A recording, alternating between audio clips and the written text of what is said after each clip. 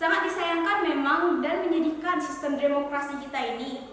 Sesungguhnya memang bisa dibilang biaya politik kita mahal, kata Ciko saat dihubungi Jumat 6 September 2024. Menurut Ciko, biaya politik yang mahal juga diperparah dengan adanya kebiasaan melakukan money politik dari berbagai pasangan calon. Sehingga biaya politik pada kontestasi politik semakin mahal.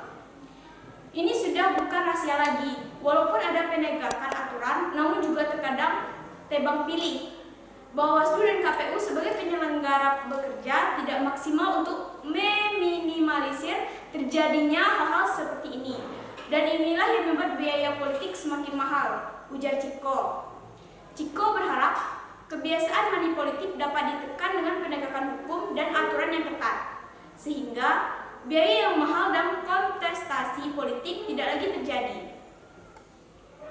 Selain itu, ambang batas dari dukungan partai politik atau parpol bisa dimaksimalkan lagi guna mendorong partai politik untuk mengusung para kadernya. Harapan kedepannya tidak ada lagi seperti biaya yang mahal atau adanya calon tunggal. Semoga ambang batas dari dukungan parpol itu juga bisa diletakkan pada batasan paling tinggi, sehingga hal itu dapat memaksakan partai politik untuk bisa memasangkan kader-kadernya untuk maju, tutur dia. Sebelumnya, Direktur Eksekutif Algoritma Research and Consulting Aditya Perdana mengatakan banyaknya calon tunggal pada Pilkada Serentak 2024 karena biaya unruk menjadi kepala daerah sangat tinggi. Bahkan, biaya politik untuk tingkat kota atau kabupaten sudah ada yang tembus hingga 1 triliun.